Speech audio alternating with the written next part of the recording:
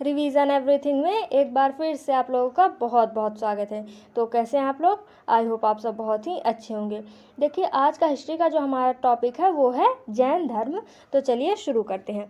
देखिए, जैन का क्या अर्थ होता है? तो जो जैन शब्द है वो जिनसे निकला हुआ है, जिसका अर्थ होता है जितेंद्रिय, यानी कि जिसने अपनी इंद्रियों को जीत लिया हो या फिर जिसने अपनी इंद्रियों को वश में कर लिया हो।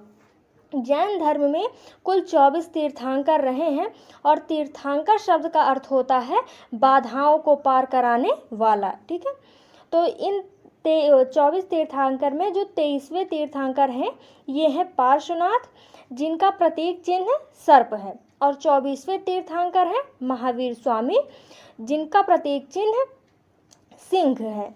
और जो पहले तीर्थंकर की अगर हम बात करें तो वो है ऋषभ देव।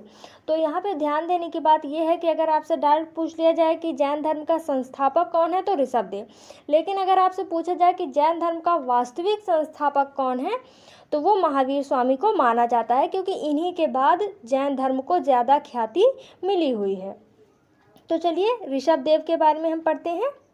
देखिए, ऋषभ देव का जो उल्लेख है वो ऋग्वेद में भी मिलता है। ऋषभ देव इक्ष्वाकु वंश के थे और इनका संबंध अयोध्या से भी माना जाता है। और जीवन के अंतिम समय में ये 8वां पर्वत जो कि कैलाश पर्वत है वहाँ पे ये चले गए। इनके बारे में इतना ही बस इम्पोर्टेंट पॉइंट है। ठीक है, फिर 19वें तीर्थंकर मल्लिनाथ थे। इनको मंतिलनाथ या फिर मल्लिनाथ भी बोला जाता है। ऐसा ये जाने किस लिए जाते हैं? क्योंकि ये फेमस इसलिए हैं क्योंकि जैन धर्म की 2 शाखाएं, जिसमें से एक श्वेतांबर है, एक दिगंबर है। इनमें से जो श्वेतांबर है वो मल्लिनाथ को स्त्री मानते हैं, जबकि जो दिगंबर हैं वो मल्लिनाथ को पुरुष मानते हैं। इसी के लिए इन पर विवाद है, इसीलिए ये महत्वपूर्ण हो जाते हैं, ये मल्लिनाथ या फिर मंतिलनाथ। ठीक है, फिर 23वें तीर्थंकर जो कि हैं पार्श्वनाथ जी। इनके पिता का नाम अश्वसेन था जो कि काशी के नरेश थे, तथा इनकी माता का नाम वामा था। 30 वर्ष की आयु में इन्होंने गृह त्याग दिया। गृह त्याग के बाद 3 माह तक इन्होंने कठोर तप किया और फिर 23वें दिन इनको ज्ञान की प्राप्ति हुई। जैन धर्म में ज्ञान की प्राप्ति को कैवल्य कहा जाता है। ठीक है, जब इनको ज्ञान की प्राप्ति हो गई तो उसके बाद ये निर्ग्रंथ कहलाए।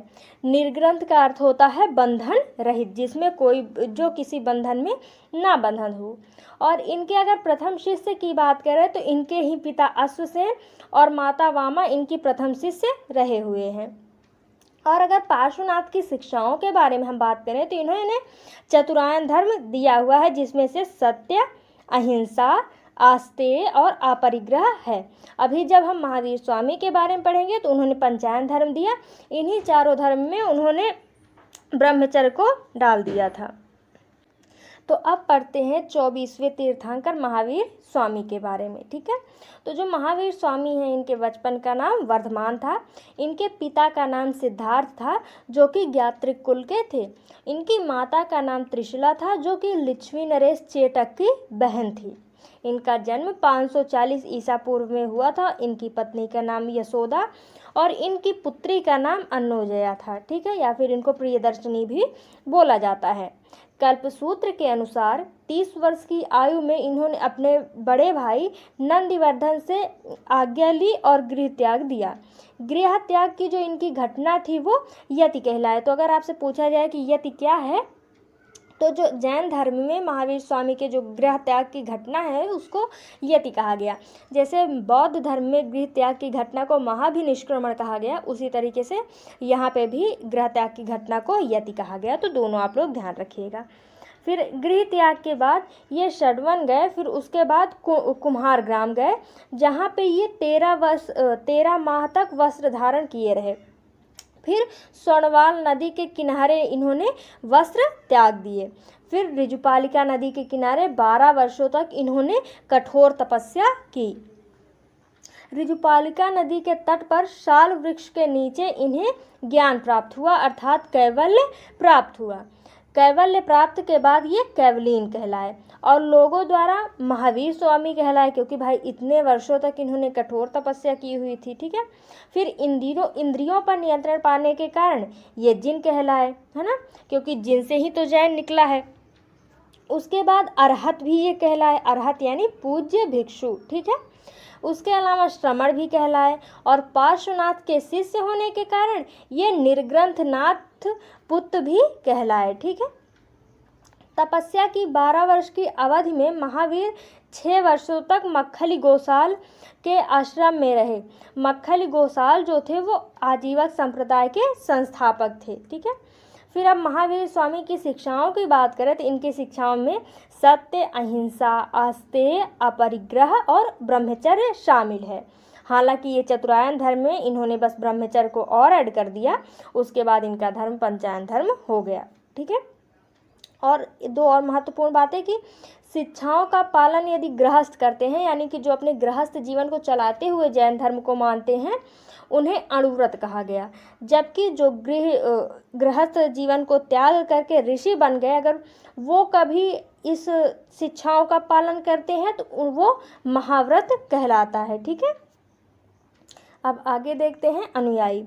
इनके 2 प्रकार के अनुयायी रहे हैं। पहला है भिक्षु या भिक्षुणी। यह किसे कहा जाता था? तो जो महाव्रत का पालन करते थे, यानी जिन्होंने अपना गृह त्याग दिया हो। फिर उसके बाद श्रावक या श्राविका, ये अणुव्रत का पालन करते थे। कहने का मतलब ये वो लोग होते थे जो गृहस्थ जीवन में थे, ठीक है।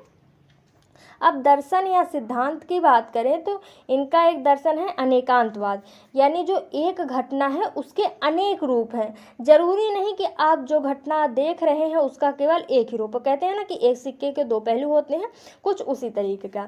फिर दूसरा है स्यादवाद। चूँकि कुछ भी निश्चित नहीं है, अतः कथन से पहले शायद लगाना चाहिए, क्योंकि देखिए संसार है, कभी भी कुछ भी हो सकता है, कुछ भी निश्चित नहीं है। तो इसीलिए इन्होंने कहा है कि किसी भी कथन से पहले शायद लगाइए, शायद ऐसा हो सकता है ना। फिर अगला है सप्तभंगी न्याय। किसी भी बात को 7 भागों में बांटकर तर्कों के आधार पर न्याय करना, यानी कि अगर कभी भी आपको न्याय करना है तो सभी समस्याओं को भागों में बांटिए, उसके बाद तर्कों के आधार पर ही आप न्याय कीजिए। फिर अगला है संसार जीव तथा अजीव से मिलकर बना हुआ है। इसमें से जो जीव है इसमें आत्मा है, जिसमें चेतना एवं प्रकाश है, ठीक है। दूसरा है अजीव, इसमें भी आत्मा है लेकिन ये अचेतन मन में है, या फिर ये वो अंधकार में है, ठीक है। जीवात्मा की तरफ कर्म का प्रवाह हो रहा है, यानी कि जैन धर्म के अनुसार जो मनुष्य है या फिर जो जीव है उसके तरफ कर्म का प्रवाह हो रहा है, यानी उसकी तरफ कर्म आ रहा है, जिससे व्यक्ति बंधन की परतों में बंधा है। यानी कि जब कर्म उसके पास आ रहे हैं तो अपना कर्म कर रहा है और उन्हीं कर्मों से बंधा हुआ है। कर्म के इस प्रवाह को रोकना है, तभी व्यक्ति को कैवल्य मिलेगा, और जीवात्मा को बंधन मुक्त करना है। जो त्रिरत्न है इनका पालन करते हुए इस कर्म के बंधन से मुक्ति पाया जा सकता है, ठीक है। तो जो जैन धर्म में कर्म के प्रवाह को रोकना है वो असरव कहलाता है। इस कर्म के प्रवाह को रोकना असरव कहलाता है, जबकि जो बंधन है उसके प्रवाह को रोकना संवरा कहलाता है, और आत्मा को बंधन से मुक्त करना निर्जरा कहलाता है। और जिन त्रिरत्नों की बात की गई है वो कौन कौन से हैं? तो सम्यक ज्ञान, सम्यक विश्वास, सम्यक आचरण। जो सम्यक विश्वास है इसको आप सम्यक दर्शन भी बोल सकते हैं, ठीक है। जब जीवात्मा बंधन से मुक्त हो जाएगी तब निर्वाण की प्राप्ति होगी। और जो निर्वाण, अगर मान लो किसी व्यक्ति को निर्वाण मिल गया तो क्या होगा? तो निर्वाण प्राप्ति के बाद व्यक्ति को अनंत सुख, अनंत ज्ञान, अनंत दर्शन और अनंत वीर्य का प्राप्ति होगा। इसे संयुक्त रूप से अनंत चातुष्टय कहा जाता है।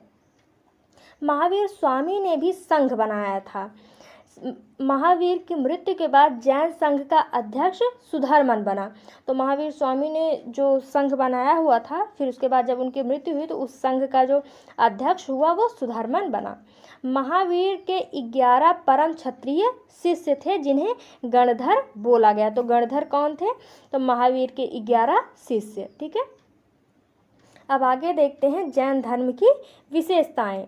पहली विशेषता क्या है कि इन्होंने ईश्वर के अस्तित्व को स्वीकार किया, लेकिन ईश्वर का अस्तित्व जिनसे नीचे रखा। जैन धर्म में वास्तविकता को स्वीकार किया, संसार की वास्तविकता को तो स्वीकार किया, परंतु सृष्टिकर्ता के रूप में ईश्वर को स्वीकार नहीं किया। उन्होंने कहा हाँ, संसार की वास्तविकता हमें पता है, लेकिन जो सृष्टिकर्ता है वो ईश्वर नहीं है। ठीक है।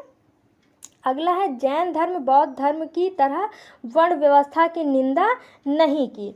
बौद्ध धर्म जो था उसने कठोरता से वर्ण व्यवस्था का विरोध किया था, लेकिन उन्होंने ऐसा नहीं किया है। आत्मा, कर्म और पुनर्जन्म में इनका भी विश्वास था और इन्होंने अहिंसा पर विशेष बल दिया, जिसके कारण इन्होंने युद्ध व कृषि पर पूर्णतः प्रतिबंध लगा दिया। और जब भाई कृषि नहीं करेंगे तो ये लोग खाएंगे क्या, इसीलिए बहुत सारी समस्या इस धर्म में आगे चल के हो गई। उसके अलावा एक महत्वपूर्ण है संलेखना। उपवास रहकर अपने प्राणों को त्याग देना संलेखना कहलाता है। मौर्य वंश के संस्थापक चंद्रगुप्त मौर्य ने भी इसी विधि से अपने प्राण को त्यागा था। इसके बाद हमारा जो अगला टॉपिक है वो है जैन धर्म के केंद्र। तो इसको हम अगले वीडियो में डिस्कस करेंगे। मिलते हैं नेक्स्ट वीडियो में। Thank you.